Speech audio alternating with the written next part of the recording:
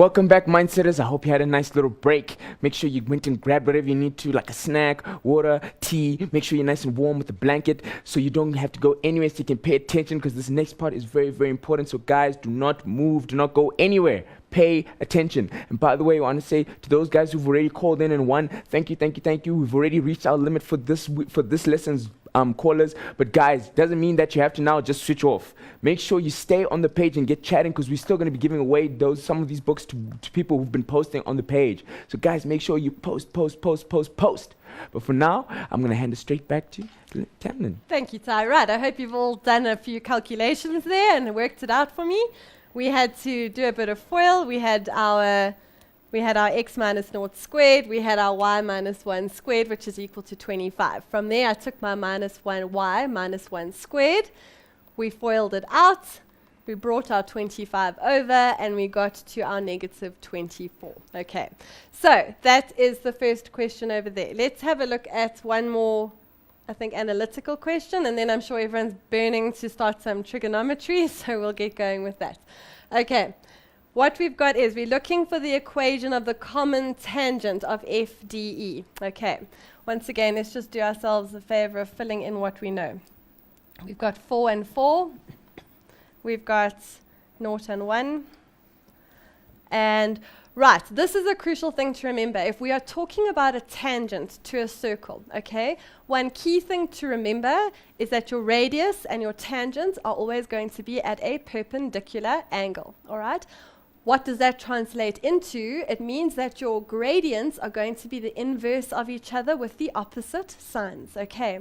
So what we're going to do is we know that the gradient of this line over here is going to be perpendicular to the gradient of that, and I know that because we were told it's a tangent, okay?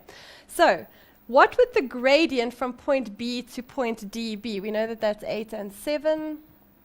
Right, the gradient from point B to point D is going to be y1 minus y2 over x1 minus x2. I've got 7, I've got 3 over 4. That's our gradient over there.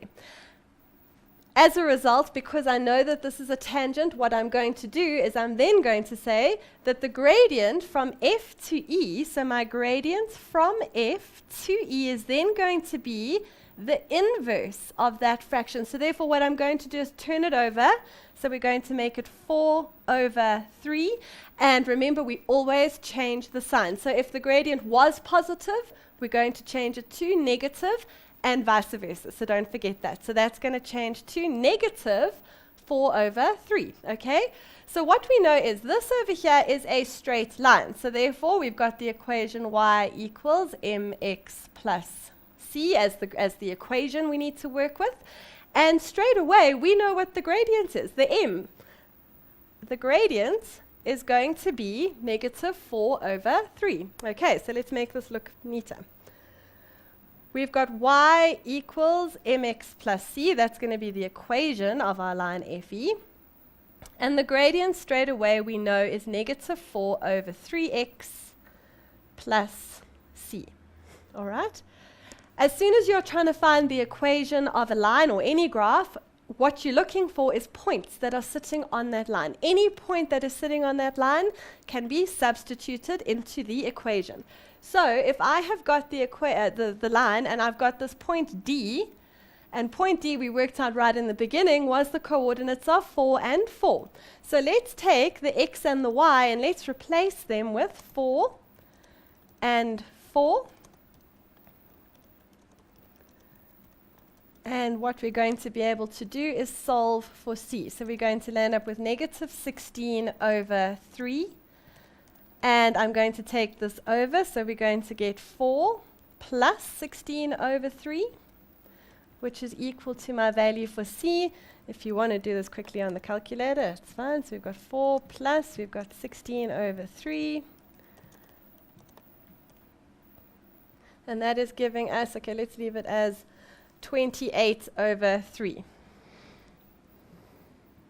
Right, 28 over 3, which, when we worked it out as a mixed fraction, is going to work out to be 3 goes in there 9 times the 3, 9 and a third. Okay. Right, so that's the equation of line FE. We've got y equals, the gradient we said was negative 4 over 3x. And remember, the way we got that is that the gradient of a tangent is always perpendicular to the gradient that is created from the center point of the radius, okay? So your radius and your tangent are always perpendicular. And your y-intercept worked out to be positive 9 1/3. All right, okay, that's a little look at analytical geometry. So please remember things like your distance formula, your midpoint formula, angles of inclination, working out the equation of a circle where the center is off the origin. All of those things, if you're just familiar with the formulas, if you're familiar with how to apply the formulas, analytical geometry is actually it's quite a fun section, and often what's nice about it is there's often more than one way to get to an answer. So as long as you are sticking to the rules and you're not sort of veering off it in any funny direction, you will get there, and it's actually quite manageable. You can do it quite easily. I hope the learners think that. No, they're having fun. Like, please excuse me if I got the name wrong. I'm trying my best. Yes. Parthenope says, "Thank you, Tamlin. You're explaining everything so perfectly. I'm enjoying myself." So, Fantastic, thumbs up. great. Super, wonderful. All right, what I'm going to do is have a look at a little bit of trigonometry. Okay. We had a learner who phoned in and said that they're needing a little bit of extra help with compound angles and double angles. So what I'm going to do is take a moment and let's just explain what those are, where they come from, and how we're going to work with them. Okay. Our identities, let's just quickly take a second. Grade 11 identities. Got to know those like the back of our hands. Grade 11 identities. Right, what is an identity? Okay, we've got two values on the left-hand side and the right-hand side of an equal sign, and basically they look different, okay, but if we were to substitute values into them and actually work out the value of the left-hand side and the value of the right-hand side, they give us exactly the same value, okay? So your identities, they look different essentially, but they have the same values, okay? Right, our first identity, let's work with this one over here. This we should all be pretty familiar with from grade 11. If we've got sine squared theta plus cos squared theta, we all know that it is equal to 1. Okay, right, we remember that. Now, with that identity, we can shuffle them around a little bit and we can actually find other identities. Like, if I were to take cos squared theta to the other side of the equal sign, that's going to give me sine squared theta, which is equal to 1 minus cos squared theta. Right, so that's something to store in the memory there, please. If we ever see a value of 1 minus cos squared theta, we can convert that to sine squared theta, or vice versa, either way, whichever one works for us. The other way of going about it is if I were to leave my cos squared theta on the left-hand side and I were to take the sine squared theta to the right-hand side. That would give us another identity, which is giving us cos squared theta, which is 1 minus sine squared theta. Okay. And the other grade 11 identity, which we all should be well familiar with, is if I've got tan theta, that is the value of sine theta over cos theta. Okay. Right, so now what we do is we add our double and our compound angle identities into it. Okay, so let's have a look here. We're going to look at the compound angle formula.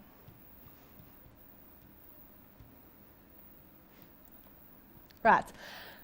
I'm not going to prove the compound angle formula because I will be here for the next while and I'm quite sure brains will be boggled at the end. It's quite a complicated proof. Go through it, have a look at it. If I'm not mistaken, they don't ask those proofs in your exams, but it's worth just having a look and seeing where it comes from, and it's good to understand the origin of an identity like this. Right, let's have a look. This is what we're going to work with. If I have got cos of A plus B, okay, We're identifying that as a compound angle by the fact that we're working with two different angles inside your bracket, okay? Now, the way that we're going to expand that, what this is going to be equal to is, okay, we are going to have cos A, cos B, minus sine A, sine B, right? The way I remember it, the way I find an easy way to remember it, is that if we've got a cos compound angle, we're going to group the cos, and we're going to group the sine together. So coses stay together and sines stay together.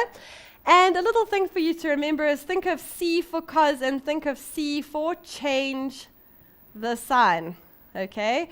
So if it was a plus inside the bracket, it is going to become a minus when we expand it. Okay, so there you go. You can remember that if you're in the middle of your exam and you can't remember if the sign changes or not.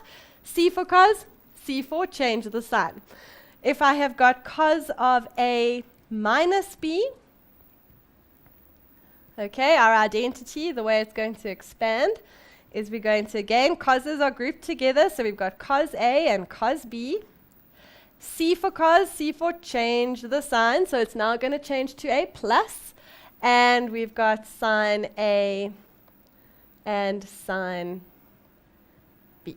Okay, right, so those are your compound angle formula. Right, let's have a look at the double angles.